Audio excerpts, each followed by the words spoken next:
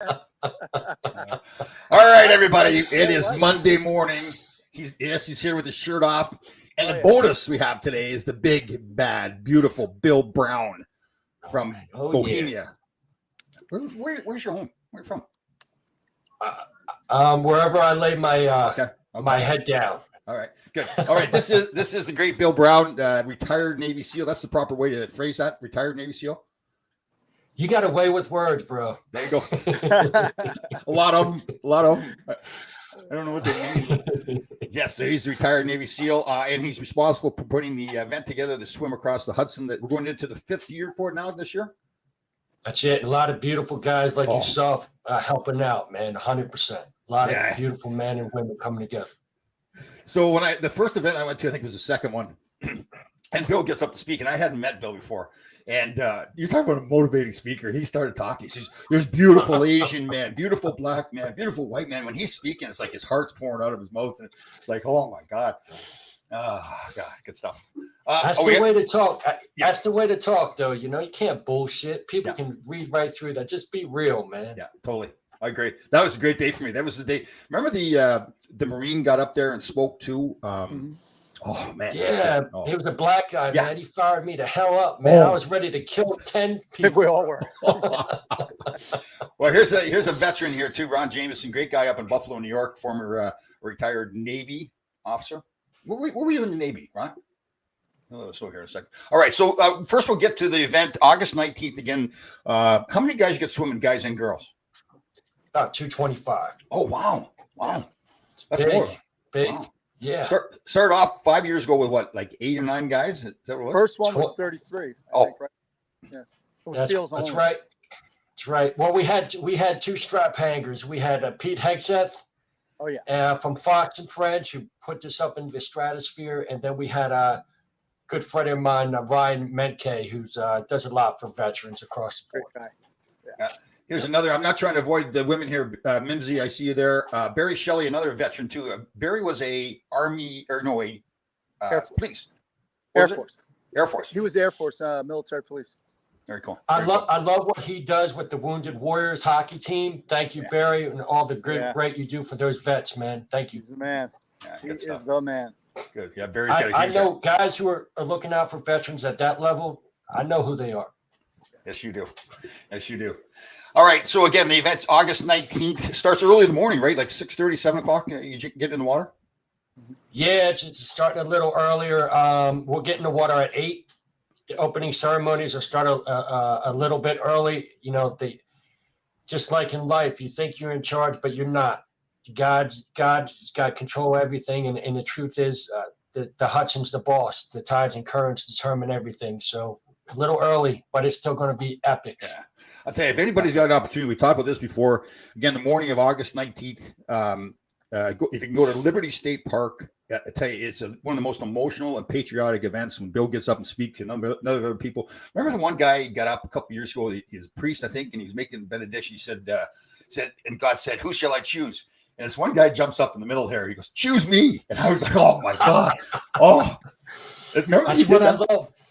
You get war fighters in there. You get police officers, firefighters, man, veterans. They're gonna be true. You're not gonna get, send me. We're ready. Let's roll. Yeah. So again, Liberty State Park, fantastic event. The charity is now the Navy SEAL Foundation, correct? That's right. Again, great group. Right. And you can make a donation. Just go to the Navy SEAL Foundation, make a donation there, donate your time, whatever it is that you want to put into it. And again, doesn't have to be tied around the event. The event's a fantastic event, but you can go there anytime you want. So the next thing is, once they swim across the Hudson, they get over to Lower Manhattan. I've said this before. So you're going to have over 200 guys and women too. But these guys are jacked, right? They're jacked up. They get the tiny little skirts on. They got a flag. Hey, what? Tom, we don't test for steroids. There's some testosterone floating around there, I'll tell you. Oh, man. Oh. They should have a shrinkage kind of exam when you get out of the water, though, before you take off. Oh, man. So they're marching through Lower Manhattan. The bagpipes are going. They got a flagpole over their shoulders. It's unbelievable. But the first time you experience it, you're just like, I can't believe I feel like this, like I'm involved in this thing. It's fantastic. The first year, there was, like I said, 33 guys. They were all SEALs except for Ryan and Pete. But when they came down the street and they were in formation, and it was like you said, 33 completely jacked dudes. Can you imagine walking out of your apartment and you'd be like, what's going on here, guys? Like the tourists, the tourists are looking up at the sky, and all of a sudden they look. Turn the radio on, Remember the year? Go ahead, Bill. I think you might be bringing this up. The year everybody was worried about Antifa showing up. Yeah. We weren't. Let's just say I got a call one day and I had to go to Home Depot. We'll leave it at that. Oh, I had to go to Home Depot. Yeah, I told the guys, I said, hey, don't let anybody disrespect that flag. Oh, man. I don't care what you got to do, but that shit don't happen at a SEAL event. Yeah. Will called me up and said, can you get me, I don't know, whatever the number was, 60 or so, 6-foot aluminum flagpoles, because the plan was, it's obvious. The plan Very cool. was obvious. Very cool. You have the right to just defend yourselves. Yeah, very cool. I like that.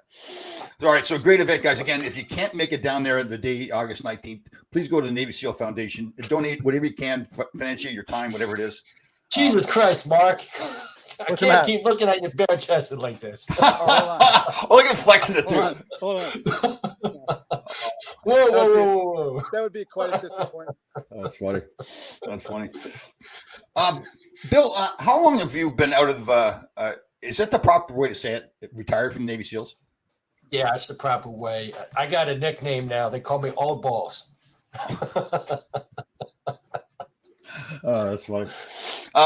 So we did a show last week at this time, as we do every week, and a guy wrote in and asked, he says, Tom, do you think you could have been a Navy SEAL? And I was like, well, I guess you'd like to think you can, but when we got you on here, I wanted to ask you, before you went through the BUDS training, did you believe that you were going to pass that training? Did you have it in your mind that you were going to do it?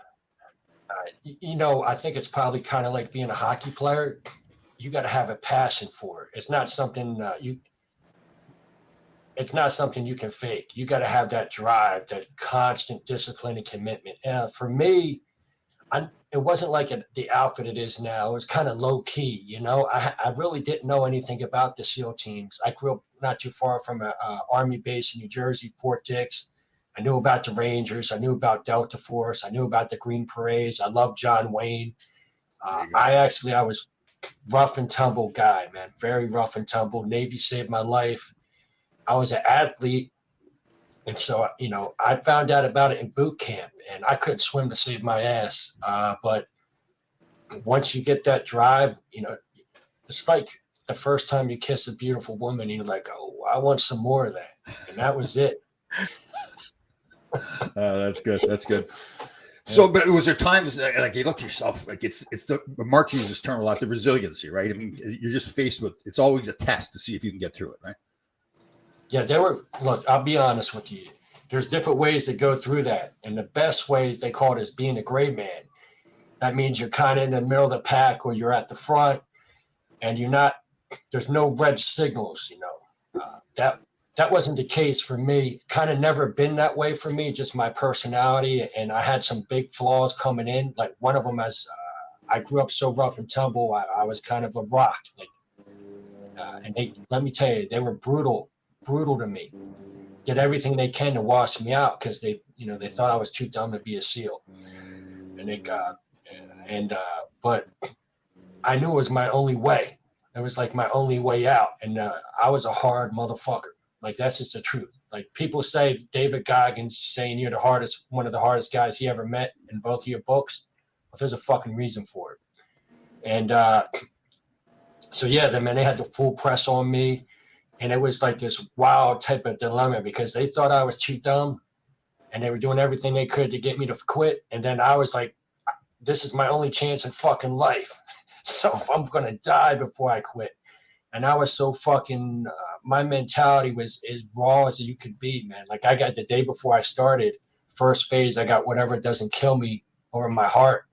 And I'm up on the pool deck on the first day, and they got an instructor, and he's ripping off the scabs. He's like, you know what? He's like, I'm going to make you quit. And for the rest of your life, you're going to have to look in the mirror and know you're a quitter. And I said, you can cut off my balls, and I'm not going to quit. So they came at me so fucking hard, you can't fucking believe it, bro. But the problem was once in that kind of environment, once they come at you that fucking hard for that long, you can't help but get people's respect. Right. Mhm. And so that happened, man. Like 100% that happened in all levels. Imagine that, And right? so, They're trying to get you to quit. They're picking on you more than anybody else, and you're coming right out and saying, "I'm not quitting." And at first, they've got to say, "Yeah, he'll quit." You know, the other people quit, but then once you get through it, they go, "Oh my God, he didn't quit." Yeah, man. So I don't know, like in life, if I could go through something like that again, and rise up the way I did. I pray I'd be a little smarter about things, probably make it a lot easier for me. But it definitely, there's a part of me, there's a switch, and I think you got it in a lot of professional athletes. You got it in a lot of guys in special forces. There's a switch, bro, and when that switch turns, man, it's game time. You know what I mean? There's zero fucking around with me. Right. And that's what I love, man, because one of the beauties about being in a type of outfit like that is you can say whatever you want about the other guy's personality or this or that, but you can be a coward and be a lawyer. You can be a coward and be a politician, but you cannot be a coward and be a Navy SEAL. Straight up. Right. And I tell you what, that's why I love these events, because I look around, I know the rosters, I know the beautiful people in those events, how they've sacrificed their life for this country. And it fires me up. Like there's nothing, I think our country needs more of this. Yeah. They need to know more about these great people that are stepping up, these police officers, these firefighters, these veterans who put it on the line for our country for years and years. So, man, I love it. I'm honored to have some fun, patriotic event where we send a positive message, man. I love it. Yeah. If you can get there, you've got to get there. I think both ends, either in Lower Manhattan or at Liberty State Park, are both fantastic. But the Liberty State Park, the speeches when they get going, yeah, it's pretty cool. Yeah, one of the other things that's beautiful, man, is you put together, like, we have family members there that lost ones on 9/11, and then we have plenty of gold stars. Literally the day before Friday, on the 17th in the morning, we have 16 gold stars. These are family members of service members who were killed in combat. We got 16 of them jumping out of helicopters in Liberty State Park, tandem with the Patriot Parachute Team, to honor their loved ones. Like, how cool is that, I bro? know. Yeah. Man, dude, I love it. I got to tell you, like you're saying, Bill, like people should want to go see this. Like it changes your life. Not kind of, you can say kind of, it does. It changes your life. If you're not around these people and see the way Bill and others speak, like they speak, like the way Bill is now, he speaks with passion, right? That's the one thing I learned. I guess I kind of knew it before, but after going to an event and speaking to you and other men there, our buddy Kenny Bigby Jr., when they engage in a conversation with you, it's full on. Like they're stopping, they're listening to you, they're looking you in the eye, they're listening to what you're saying. It's not like, "Hey, how you doing?" and then they're looking off someplace else. It's like that. It's like everything you do, you put your heart into it. I guess that's that training, right? That you've realized you went through the training before. Now you've given yourself your confidence to be that strong man that can fight through anything, right? So very cool. And Tom, I'll tell you something else, and this is the truth, man. And everything that's going on right now in our country, the way we stood up for each other overseas is the way we have to stand up for each other now. Because with law enforcement, with veterans, with firefighters, first responders, all the bullshit going out there, people out there trying to act like there's not a lot of beautiful men and women out there who've been looking out for each other in this country and how great our country is. Think about this.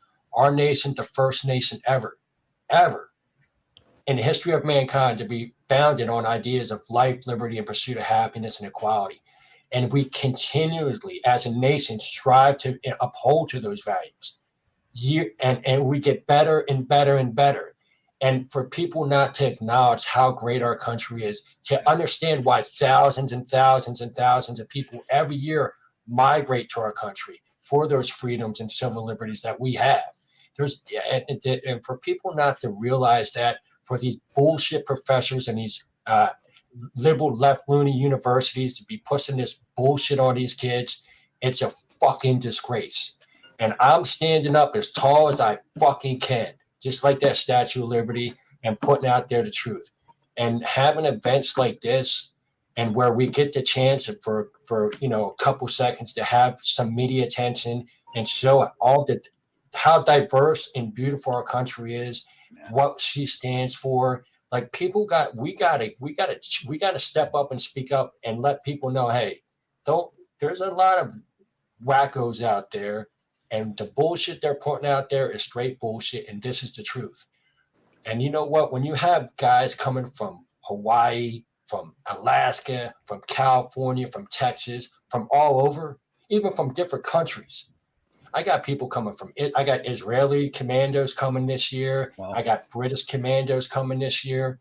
Like, people coming to celebrate our nation's freedoms and civil liberties, our nation's warriors, our nation's first responders. Like, our country needs more of this, and it needs more of it in a big way, bro. And I'm telling you, one of the things I love about Mark and about you, Tom, is every year you guys are out there supporting this, looking out for me, putting out the word, and making me laugh too. It's a fun day. It is. I think I said you don't want to miss it once you're part of it. It's fantastic. The other thing that Bill did as a favor to us, remember we were in Pennsylvania at the gun that farm shooting.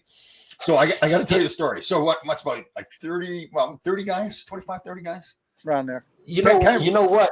When I was teaching guys for free, I had a shit ton of guys. But when I started charging a little money, somehow my numbers dropped. It's a miracle. I'll tell you, it was the funniest thing. Well, it wasn't funny. So Bill, this is his livelihood, right? He's a lawyer now, but so he's teaching us with live ammunition, and it's like how to work together as a team. So he starts off, he's got us all together. And he says, "Okay, 3 volunteers. So you're going to wrap the tourniquets. You're driving to the hospital." And you've got the maps, whatever. And I'm thinking, like, what are you talking about? He says, this is live ammunition. People get shot. I'm like, oh my God. And that's what it really dug in, like this is a real deal. But by the time you got done teaching us up, we were pretty What really grabbed my attention, Tom, was when Bill said, if a guy takes one to the head, there's really not much we can do. I'm like, what? Yeah. Well, you know what? You got to be serious. I joke around and like to have fun too, but you got to be real about the training, right? And whenever you're using live rounds, it's serious. And I thought pointing out exactly what our med plans were, what our med responses were, designating certain individuals to be those primary responders, guys to be secondary responders in case the primaries go down. I think that's just smart. And to tell you the truth, if you train, you train like you fight, right? So when you got a group of guys that you think are pretty competent, I think it's probably the right way to go, because guys who are training with Nerf guns, not the right way. Yeah. Well, it was good too, coming from the team background. One of the big things I got from it was that Bill taught us you're not shooting to protect yourself, you're shooting to protect your teammate. And then we went through these exercises where you've got a teammate over on the other side of the field. While he's moving, you're down on one knee, blasting, protecting him. And then you move and he's protecting you. It was cool. I don't know if cool is the right word or not, but I got done. This guy I'd never met before was my teamate. And we felt like we were like brothers up there. This is the real deal. The attention to detail when Bill briefed us even went to the extent to have a car with the keys in it pointing out from the driveway, just in case we got to get somebody out quick. Yeah. Hey, we got to be honest. It was high risk training, right? But I was just trying to teach the fundamentals to any type of combative type of situation. Hey, when you're organized and you work as a team, your chances of victory are substantially greater. And communication, organizing, and a lot of that is like these bounding, drills that we were going over. And that's really what it's about, right? You shoot, move, and communicate, and you work together as a team. Because you know what? That's the whole thing that's going on out there, is we haven't been working as a team. Yeah. One of the things that's happened with this, with some of the things in our nation right now, is good people haven't been speaking up and working as a team. And that's one of the things that we need to do more of, because you got the wackos that are a minority and are taking up all the oxygen. And it's getting so crazy now that good men have no choice. They have a duty as an American to speak up about some of this stuff. Isn't that true? What I'm about. Yeah, we've talked about this before, right? Where this country's like physically, the Great Lakes, the Rocky Mountains, the beaches, beautiful place to live, right? You don't even have to go anywhere. It's a fantastic country itself, and fantastic people like all over the place. Teachers, coaching kids, people in the military, police officers, firefighters, EMTs, all that. But all we hear about is all the negative stuff and all the politicians are eating up everything. Yeah, right. The more we talk about how great it is, then other people say, yeah, it is great. Because I do think you're right, Bill. A lot of people, like I see even driving around the roads now, people just got to the point where they're just saying, screw it. I'm just going to take care of myself. It's all messed up here. But we got to change that mentality and say, yeah, you're right. This is a fantastic country with fantastic people in it. So, yeah. That's it, man. That's it. And sometimes they don't wear shirts too. They just walk around with no shirts on. Hey, come on, man. I'm in the pool.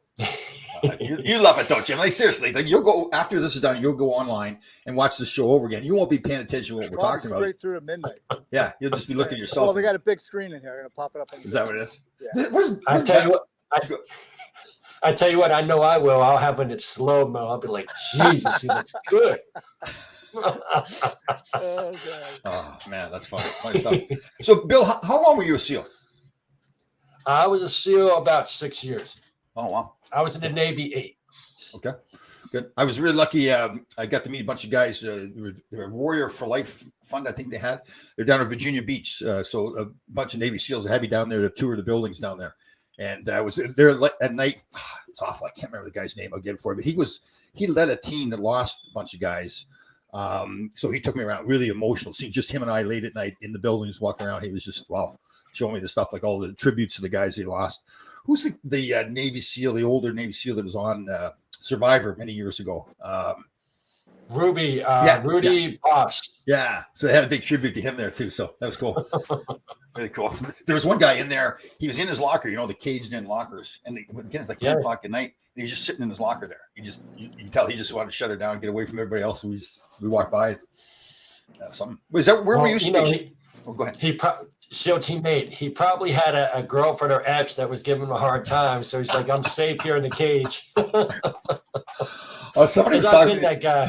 Somebody's talking because when I played in the NHL, we didn't make much money, and the guys now are making millions of dollars. And people ask me, "Are you mad that you didn't make the money they did?" I said, "Listen, I got divorced twice. For the first one, would have got half the money, and then the second one would have got that half of the other half. So what do I care? It didn't matter to me. I don't where care. you are now. Yeah, exactly. So you got two fantastic kids too. How old's your son now? My son is 23. Is he really? Wow. Yeah. Wow. He'll be swimming this year, so I'm pretty fired up. Cool. What's he doing now? Is he done school? He does digital art now, so he's an artist. Wow. And then your daughter is how old? She's 8. Wow. And she's my little sweetheart. Yeah. Good soccer. I'm a lot easier on her than I was on my son. Oh, is that right, John? So you follow Bill on Instagram too, Bill Brown. Again, he's a lawyer. What law firm do you work for? McCarter and Inglis. Oh, very cool. Do you specialize in any certain law? Yeah, commercial litigation, loan defaults, contractual breaches, some collection stuff, some defense work, but I'm not a fan of it. Do you ever have to go into court? I used to in my previous firm all the time, but now I'm kind of like the backdoor guy. Does the temper ever get going in court there and the few choice words come flying out? No, sometimes you got to wear different hats in the way you articulate yourself. You got to look out for the best views of your client. So, I was telling Mark before the show, I live in a condominium complex and they allow dogs, and I'm a huge dog. I love dogs. They're fantastic, but a lot of people think that dog can just do whatever they want to do. So last week I was out, and they're always supposed to be on a leash when they're walking around. So I try my best not to not lose my temper. But I went out and said to the guy, I said, you got to put your dog on a leash. So now he starts talking back to me. So the switch just went off. I don't know what. It's just you don't know why. Come on. You know why. It gets done. I get done with it. And I can't remember what I just said to this freaking guy. It's once a week at least. You probably skipped your workout the day before or something. Maybe that was it. Yeah, I'm taking it out on him. Here's our buddy. Brad Haverland. Mark's nipples are hard. Mark's nipples are hard. Oh, that's not the only thing. I'm not gonna even ask Brad what's hard on him, but so anyway. How's Brad doing? He's doing great. He's good, but I tell you what, I love Brad, man. That guy's nothing but inspiration. Yeah. Now, what you don't know, we were at the beach yesterday, for a swim. We were having a catch with the football. Here's a guy who chopped off a couple of his basically one of his whole hands, and he's out there having a catch, man. I was impressed. That's cool. And you That's know, even you know what better. he tells me? He's telling me you got to adapt. You got to adapt or die. And I was like, damn, you're adapting, bro. He's out there swimming. We're swimming, right? And I got this guy. I know he's buzzed off half his hand, you know, and he's ahead of me. And I was like, oh, hell no. I was like, that shit ain't happening. I'll tell you, that's one of I'm the so- funniest. That's one of the funny things with the swim because it's not a competition. There's no first, second, or third place. But when you got buddies in Navy SEALs, it's a competition. Oh, yeah. The one I guy. gotta tell you, man, that guy is training his fucking ass off, That's man. cool. That is cool. It fires me up. I'm like, because you could see him like the first couple of times. I was like, oh man, I don't know, bro. I don't know. But now he's fucking crushing it. And then Right. So let me tell you, didn't he go on that long run too after he cut his hand? Yeah, he did yeah, the- dude, The ruck. Yep. he's just like us, man. He's always trying to find next adventures. But I will tell you something that happened that you guys might not know about. So back in the day, me and Brad sparred, you know, and I might have got a little over on him, right? But he's a beast. He got nothing but heart, like a maniac heart. Not the most moving target I've ever seen. But he got heart, bro. And he hits like a fucking beast. Yeah. So anyway, I see him training his ass off. He's with Mark. He's doing some, amateur bouts. He's doing good, training his fucking ass off. He's got some raw gyms, getting it in, like getting the work in, like no bullshit gyms. You know what I mean? And so I was boxing for a while. Mark helped save my life. Him and Bobby Guzman, because I 2-year nightmare divorce and was picked up boxing, a big thing. So he challenged me out of nowhere. I see Brad. He's like, "Hey, you want to spar again?" Because I'm at this other gym, First Republic, with my buddy Max. It's like, all right. And I'm kind of keep him on the outside, you know, keeping on my outside with my jab because I got a little bit of reach. So anyway, he fucking drops me with something I didn't see, man. And now I was like, fuck this shit. Now it's on. So now I'm trying to knock him out, and we're going at it. And he took some heavy blows. And that's the day he cut off his hand, bro. Oh, really? So so part of me, I feel guilty. I love him, but he's a warrior. So we were doing what warriors do. Yeah.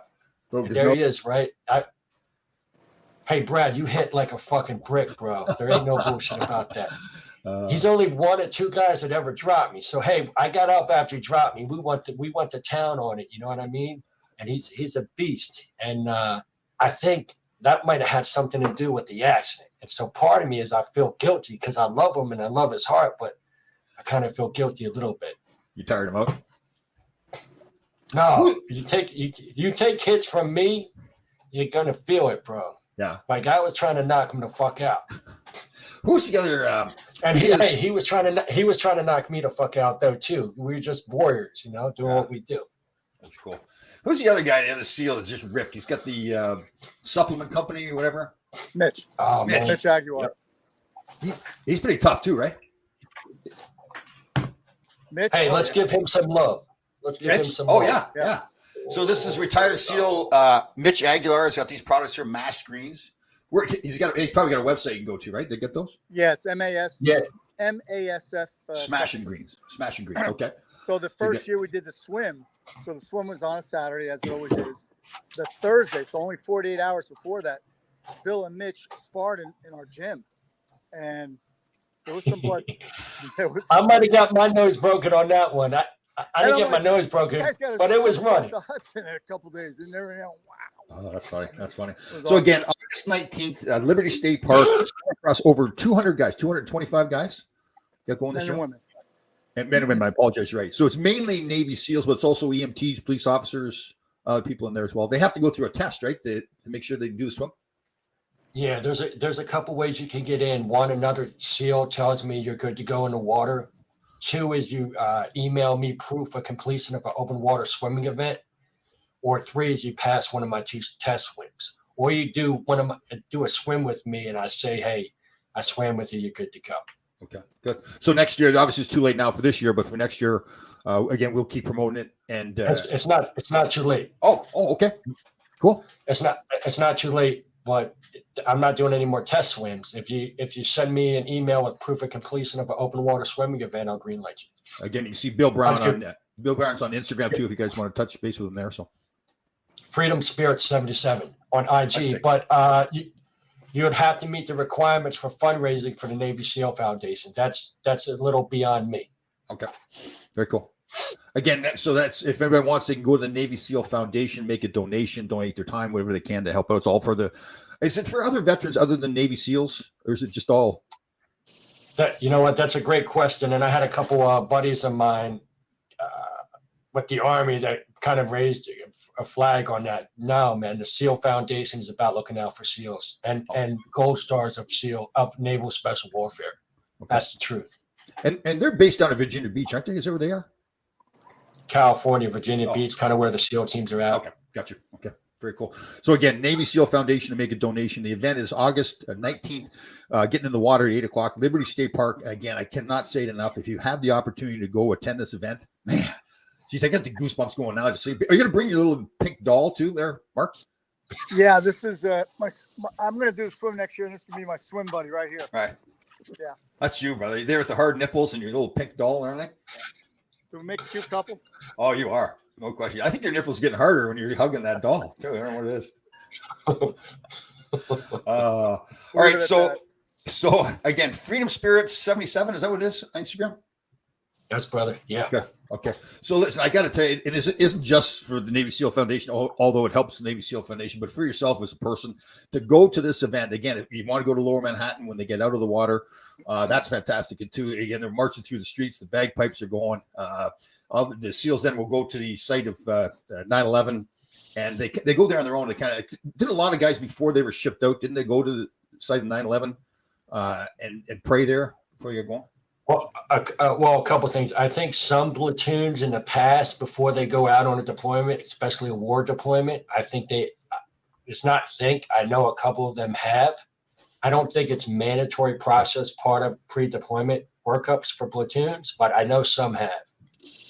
Cool. Very cool. It's like, again, it's a great cause, but just for yourself too, like bring the family, have your kids go see it. It's the patriotism, the way the men speak. And if you get a chance to talk to the Navy SEALs at all, just fantastic people. Like I said, I just learned so much from being around these guys where it's like they are engaged in their life, right? If they're having a conversation, they're engaged in the conversation. If they're in the swim, they're going to swim. The one guy, I can't remember what his name was, he called himself Esquire or something a couple years ago. Remember when the police first said, listen, there's too many people. You have to wait on the boat before, and everybody gets there and then you can take off.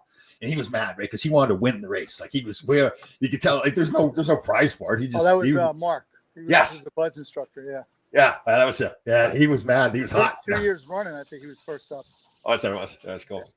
Well, great job. And I'm sorry, and I apologize. Mark Putnam plays a huge role in this too. He gets all the logistics all put together. He tells a great story about Bill. It was a couple of years ago. He said that something happened. You tell the story, Mark. It's fantastic. Well, it was the year of COVID, and we had lined up the first year with New York Fire Department. We utilized Marine One, which is a tremendous vessel. It's a $30 million vessel that they got after 9/11 from the federal government. And we utilized the deck for pull-ups and push-ups on that. I think we had that at Ellis Island. And then at Statue, we had Army Corps of Engineers, an old barge recovery, and similar thing. 1 week before the event, I got a call from Captain Sullivan at NYFD. So, Mark, I apologize, but we got to pull out. We're getting heat from de Blasio about this. So I said, okay. And then I felt it coming. I got an email like 15 minutes later from Army Corps. They were more concerned about the COVID. So here I am a week. I have nothing to put out on the water. Call Bill. I tell him what's going on. He says, we move forward. He hangs up and we got it done. That's funny. And that was done. By the way, we should shout out to Don John Marine. Tremendous man, right, Bill? Yeah. Yeah, amazing. Let me tell you, the way those guys, Don John Marine Company, Inc., the way those guys have stepped up for this event year after year doesn't happen without them. Extremely grateful. And, hey, Mark, you know how it is, man. You got a mission and you know how important it is. No matter what happens, you get it done. You're going to finish that mission. That's it. Yeah. Good. Is our buddy Kenny Bigby Jr. going to be in town? Not this year. He's doing some training. I love Kenny. Oh, yeah. He's Yeah, doing but, tactical you know- stuff all over the planet right now. He's all over. Good Yeah. man. Well, Good you man. know, he's a great man, and it's just like all of us, right? We have our adventures. You know what I mean? We're doing it. And sometimes we're lucky enough to share a few together. That's cool. Very cool. Okay, well, we had lunch a couple of years ago, Bill, when we did the tactical thing with Corey, and Bigby Oh, yeah, started. another great guy. Bigby started telling some stories at lunch, and I'll tell you what, man, it was worth the price of admission. Oh, is that right? That's cool. Yeah, Yeah, he's funny. Hey, man. I'm putting out a book, and Kenny's not going to like this part of the book, but there was a time me and him had to get naked together in a boat. I want to read that. I'm reading that one. That's cool. Yeah.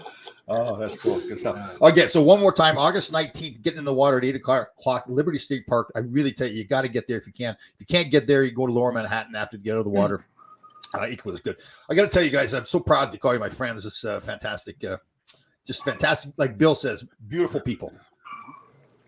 Tom, I'm honored to call you and Mark friends, man. You guys are beautiful men, and thank you so much for your friendship. Thank you much for your support, man. I'm so grateful. All right, brother. We'll see you next Love week, it, you shirtless wonder, you. Nipple What hard. happened? We're going to call him Mr. Hard Nipple. Hey, listen, I turned 67 this morning. I can't hear anymore. There you go. But you got hard nipples. That's all that matters. Yeah, hey, something gets hard at least. All right, get out of here.